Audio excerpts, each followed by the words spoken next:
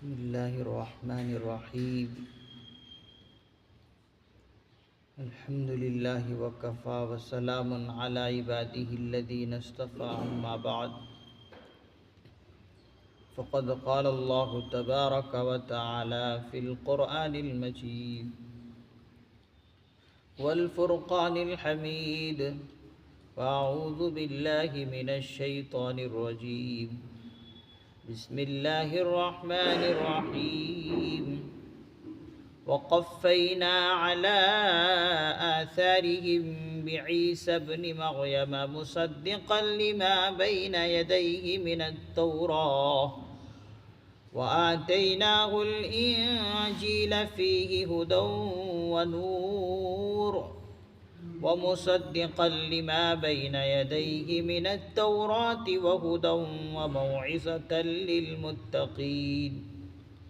وليحكم أهل الإنجيل بما أنزل الله فيه، ومن لم يحكم بما أنزل الله فأولئك هم الفاسقون.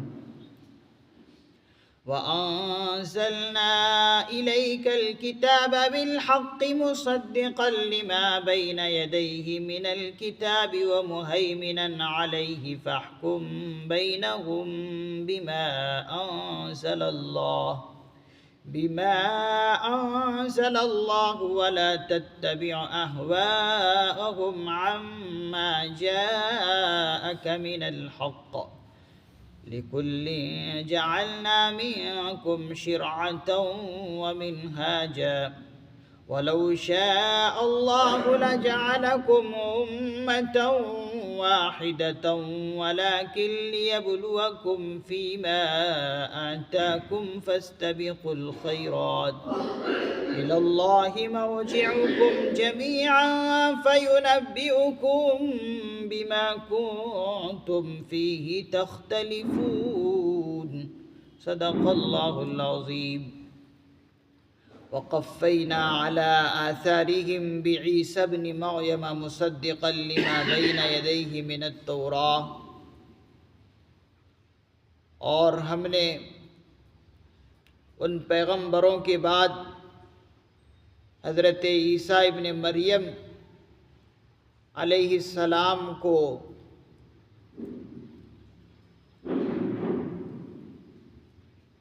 جو اپنے سے پہلے کتاب تھی تورات نامی کتاب، اس کی تصدیق کرنے والا بنا کر بھیجا. وقفینا علی آثارہم بعیسی ابن مریم، اور ہم نے ان پیغمبروں کے بعد علی آثارہم، ان کے نقشوں کے بعد، یعنی ان پیغمبروں کے بعد ہم نے حضرت عیسیٰ ابن مریم علیہ السلام کو، جو کہ اپنے سے پہلے کتاب تورات تھی اس کی تصدیق کرنے والا بنا کر بھیجا. وَآتَيْنَاهُ الْإِنْجِيلَ فِيهِ هُدًى وَنُورٌ، اور ہم نے ان کو انجیل نامی کتاب عطا فرمائی. فِيهِ هُدًى وَنُورٌ، جس کے اندر ہدایت تھی اور نور تھا. وَمُصَدِّقًا لِمَا بَيْنَ يَدَيْهِ مِنَ التَّوْرَاةِ، اور اپنے سے پہلی کتاب یعنی تورات کی تصدیق کرنے والی اور سراپا ہدایت اور نصیحت بن کر آئی تھی. متقیوں کے لیے سراپا ہدایت اور نصیحت بن کر آئی تھی. اللہ رب العزت نے حضرت موسیٰ علیہ السلام کے بعد اور دیگر پیغمبروں کے بعد حضرت عیسیٰ علیہ السلام کو نبی اور رسول بنا کر بھیجا، اور بھیجنے کا مقصد کیا تھا؟ جو اس سے پہلے حضرت موسیٰ علیہ السلام کو کتاب تورات نامی عطا کی تھی، اس کی تصدیق کرنے والے تھے حضرت عیسیٰ علیہ السلام، کہ وہ بھی سچے پیغمبر تھے اور ان کی کتاب بھی سچی تھی۔ اور جو حضرت عیسیٰ علیہ السلام کو کتاب عطا فرمائی انجیل، یہ بھی سچی کتاب، یہ بھی آسمانی کتاب تھی۔ تو جس طریقے سے حضرت موسیٰ علیہ السلام کو تورات نامی کتاب عطا فرمائی تاکہ ان کی قوم اس پر عمل کرے اور اپنے پیغمبر کو سچا جانے، اسی طریقے سے حضرت عیسیٰ علیہ السلام کو انجیل نامی کتاب عطا فرمائی۔ اس کے اندر بھی ہدایت اور نور، ہدایت بھی تھی اور نور بھی تھا کہ چلنے کا طریقہ کیا ہوگا، اللہ تک پہنچنے کا کیا ڈھنگ اور سلیقہ ہوگا، اس کے اندر یہ چیزیں تھیں۔ متقیوں کے لیے، پرہیزگاروں کے لیے گویا کہ انجیل نامی کتاب کو بھی اللہ نے بتایا کہ سراپا ہدایت تھی، اور متقیوں کے لیے نصیحت بن کر حضرت عیسیٰ علیہ السلام بھی آئے تھے اور ان کی کتاب بھی نصیحت بن کر آئی تھی۔ وَلْيَحْكُمْ أَهْلُ الْإِنجِيلِ بِمَا أَنزَلَ اللَّهُ بھی اللہ تعالیٰ ارشاد فرماتے ہیں پھر چاہیے، وَلْيَحْكُمْ اور چاہیے کہ انجیل والے اس کے مطابق حکم کرے جو اللہ نے ان میں نازل کیا۔ کتاب بھیجنے کا مقصد، پیغمبر کا بھیجنے کا مقصد کیا ہے؟ کہ اس پیغمبر کی بات کو مانے اور ان کی کتاب کے ہی مطابق اپنی زندگی گزارے، اور پیغمبر اسی کتاب کے مطابق فیصلہ بھی فرمائے اور حکم بھی اسی کتاب کے مطابق اپنے ماننے والوں کو دے۔ تو انجیل والوں کو چاہیے کہ انجیل نامی کتاب پر عمل کرتے اور اس پر چلتے۔ تو معلوم یہ ہوا کہ وقت کے جو بھی کتاب ہو، جو اللہ کی طرف سے نازل ہوئی کتاب ہو، اسی پر چلنے میں کامیابی ہے۔ اسی کو فرما رہے ہیں وَمَن لَّمْ يَحْكُمْ بِمَا أَنزَلَ اللَّهُ، جو اللہ کے نازل کیے ہوئے حکموں کے مطابق نہیں چلے گا، فَأُولَٰئِكَ هُمُ الْفَاسِقُونَ، تو وہی لوگ فاسق سمجھے جائیں گے، وہی لوگ فاسق ہوں گے۔ تو موسیٰ علیہ السلام کے دور میں تورات نامی کتاب تھی، ان کی قوم کو ان پر چلنا تھا۔ حضرت عیسیٰ علیہ السلام کے دور میں اللہ نے حضرت عیسیٰ علیہ السلام کو بھیجا اور ان کے ساتھ ایک کتاب نازل فرمائی انجیل، تو ان کی قوم کو انجیل نامی کتاب پر چلنا تھا، لیکن نہیں چلے، الا ماشاءاللہ تھوڑے سے لوگ ہی پیغمبر کو مانے اپنے وقت کے، اور تھوڑے ہی لوگ سیدھے راستے پر چلے، لیکن اکثروں نے نافرمانی کی۔ تو اللہ نے یہاں پر فیصلہ فرما دیا کہ جو بھی اللہ کے نازل کیے حکموں پر نہیں چلتا، اسی قوم کو اللہ کا نافرمان سمجھا جائے گا۔ فَأُولَٰئِكَ هُمُ الْفَاسِقُونَ وَأَنزَلْنَا إِلَيْكَ الْكِتَابَ بِالْحَقِّ مُصَدِّقًا لِمَا بَيْنَ يَدَيْهِ مِنَ الْكِتَابِ وَمُهَيْمِنًا عَلَيْهِ، اور اے پیغمبر صلی اللہ علیہ وسلم، ہم نے آپ پر حق پر مشتمل ایک کتاب اتارا۔ وَأَنزَلْنَا إِلَيْكَ الْكِتَابَ بِالْحَقِّ، اور ہم نے پیغمبر صلی اللہ علیہ وسلم آپ پر حق پر مشتمل ایک کتاب نازل فرمائی، ایک نازل کی کتاب۔ مصدقا لما بین یدیہ من الکتاب، جو اپنے سے پہلے کتاب کی تصدیق کرنے والی ہے، ومہیمنا علیہ، اور ان کی نگہبان بھی ہے۔ فاحکم بینہم بما انزل اللہ، بس آپ ان کے درمیان اس نازل کی ہوئے کتاب کے مطابق فیصلہ کیجئے، معاملات کو سلجھائیے۔ وَلَا تَتَّبِعْ أَهْوَاءَهُمْ عَمَّا جَاءَكَ مِنَ الْحَقِّ، اور آپ کے پاس حق آ چکا ہے، آپ کے پاس حق آ چکا ہے، اب اس کو چھوڑ کر ان کی خواہشات کے مطابق مت چلیے۔ کس سے فرما رہے ہیں؟ اپنے لاڈلے پیغمبر سے بھی یہی حکم فرما رہے ہیں کہ آپ کے پاس حق آ چکا ہے، ان کو چھوڑ کر ان پرانے اور بد عقیدہ لوگوں کے خواہشات کے مطابق وَلَا تَتَّبِعْ أَهْوَاءَهُمْ، احوا کہتے ہیں خواہشات نفسانی، ان کے پیچھے مت چلیے، وَلَا تَتَّبِعْ، مت چلیے۔ لِكُلٍّ جَعَلْنَا مِنكُمْ شِرْعَةً وَمِنْهَاجًا، اللہ تعالیٰ ارشاد فرماتے ہیں ہم نے ہر ایک کے لیے تم میں سے الگ شریعت اور طریقہ مقرر کیا۔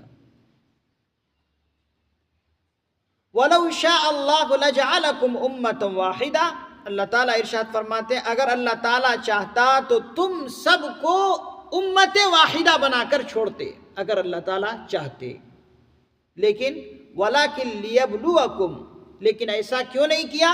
اس لیے تاکہ اللہ تعالیٰ تمہیں آزمائے، فیما آتاکم، جو اس نے تمہیں عطا کی ہے ان چیزوں پر تمہیں آزمائے۔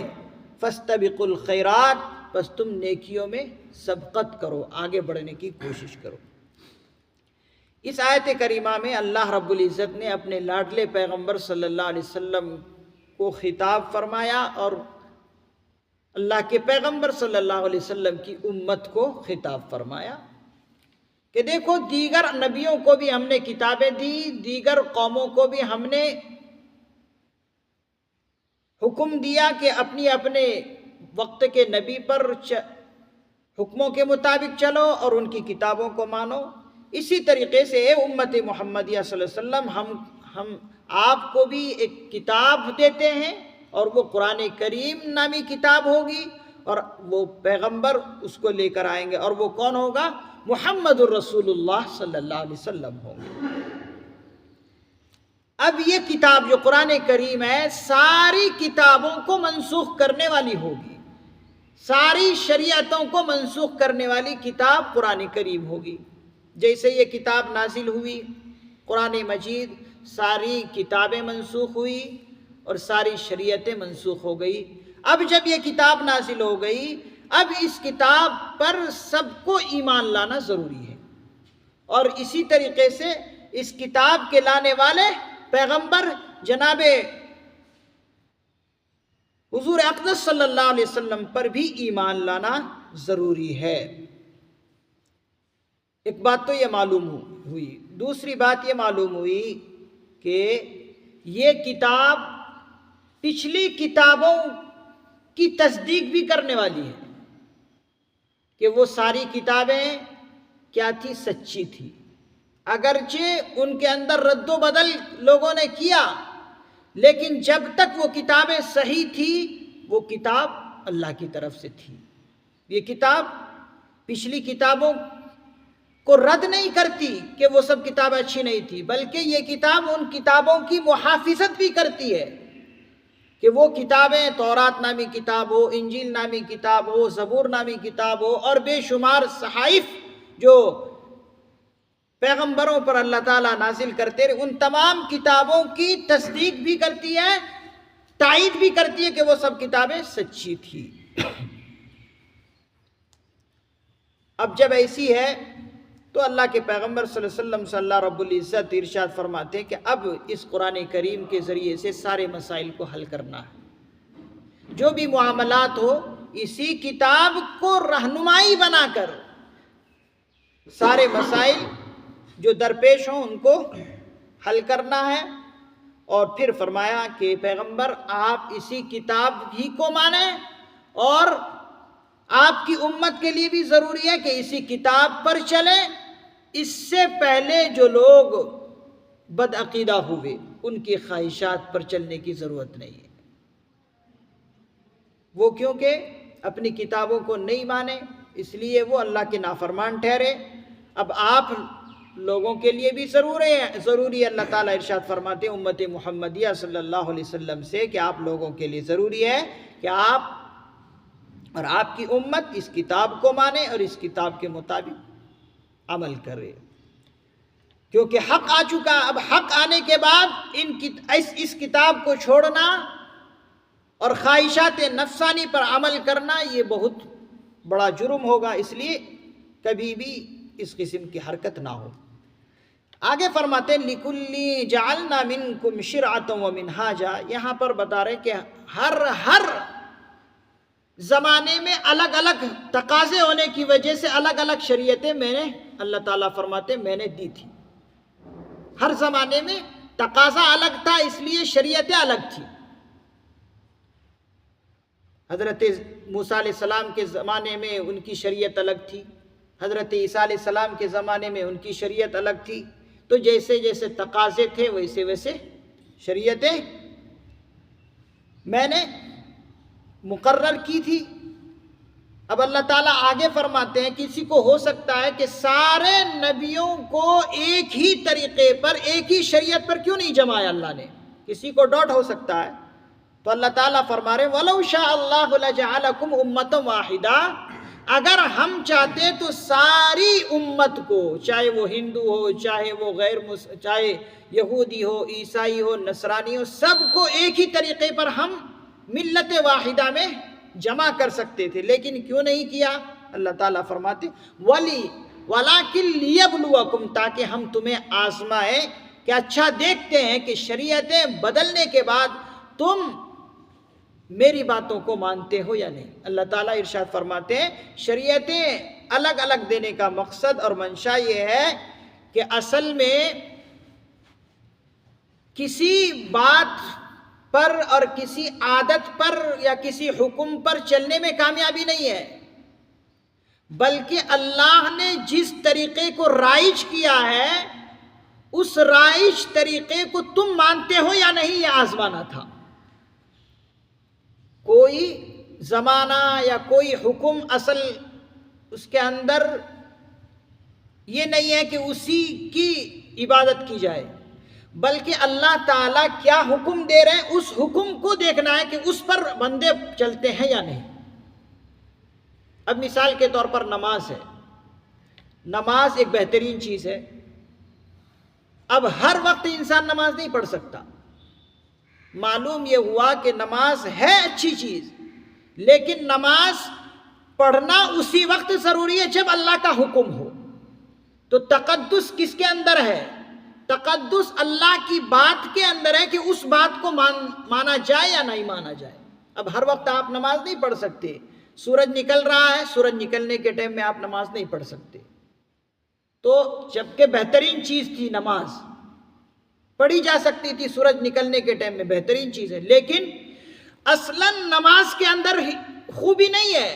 اصلاً اللہ کے حکم میں خوبی ہے کہ اللہ کے تقدس، اللہ کے حکم کے اندر تقدس ہے کہ اللہ کی بات کو مانے یا نہیں مانے. تو جب جب اللہ تعالیٰ حکم دے کہ نماز پڑھو اس وقت پڑھنے میں فائدہ ہے. جب جب اللہ تعالیٰ روزہ رکھنے کا حکم دے اس وقت روزہ رکھنے میں فائدہ ہے. اب عید کے دن اللہ نے روزہ رکھنا پسند نہیں کیا، اگرچہ روزہ بہترین عمل ہے لیکن نہیں رکھ سکتے. تو یہی اللہ تعالیٰ یہاں پر بتانا چاہتے ہیں کہ ہم تمہیں آزمانا چاہتے تھے الگ الگ شریعتیں دے کر، کہ ایک شریعت پر تمہاری عادت بن گئی، پھر جو ہے ہم شریعت بدلیں گے. جیسے کہ موسیٰ علیہ السلام کے دور میں، حضرت عیسیٰ علیہ السلام کے دور میں شریعتیں اور طریقے بدلتے رہے. تو دیکھنا یہ چاہتے تھے اللہ تعالیٰ اپنے بندوں کو کہ کیا اسی طریقے پر عمل کرنا عادی ہو جاتے ہیں لوگ، یا میرے الگ حکم پر عمل کرنے کے لیے آمادہ ہے. میں اس چیز کو آزمانا چاہتا ہوں.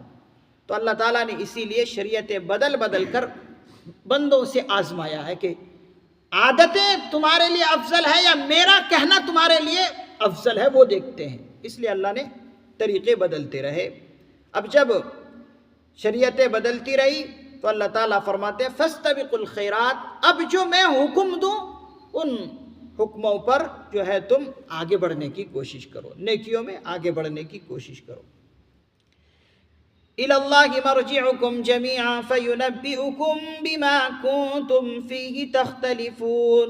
پھر آگے اللہ تعالیٰ فرماتے ہیں تم سب کو اللہ ہی کی طرف لوٹ کر جانا ہے. إِلَى اللَّهِ مَرْجِعُكُمْ جَمِيعًا، تم سب کو اللہ ہی کی طرف لوٹ کر جانا ہے. فَيُنَبِّئُكُمْ بِمَا كُنْتُمْ فِيهِ تَخْتَلِفُونَ، بس سمجھ لو کہ تمہیں اللہ تعالیٰ بتلا دیں گے ان چیزوں میں جس میں تم اختلاف کرتے رہے. میری حکم کو مانے یا نہیں مانے، یا تم اپنے ہی رائے میں اختلافات کرتے رہے اور تنازعات کرتے رہے، لڑتے رہے، جھگڑتے رہے، یہ ساری چیزیں کل قیامت کے دن جب تم اکٹھا ہوگے اللہ تعالیٰ بتا دیں گے کہ میری رائے پر عمل کرے یا اپنے رائے میں اختلاف کرتے کرتے میرے پاس آئے۔ ان تمام باتوں کا خلاصہ اللہ تعالیٰ فرماتے ہیں کہ میں کل قیامت کے دن تمہارے سامنے کر دوں گا۔ تو اللہ تعالیٰ سے دعا ہے اللہ تعالیٰ ہمیں اس قرآن کریم کو رہنما سمجھنے کی توفیق نصیب فرمائے، اور اس قرآن کریم کے لانے والے پیغمبر جناب محمد رسول اللہ صلی اللہ علیہ وسلم کی صحیح اتباع اور پیروی نصیب فرمائے۔ آمین۔ سبحان اللہ و بحمدہ، سبحانک اللہم و بحمدک، ونشہد ان لا الہ الا انت، ونستغفرک ونتوب الیک۔ سبحان ربک رب العزت عما یصفون، وسلام علی المرسلین، والحمد للہ رب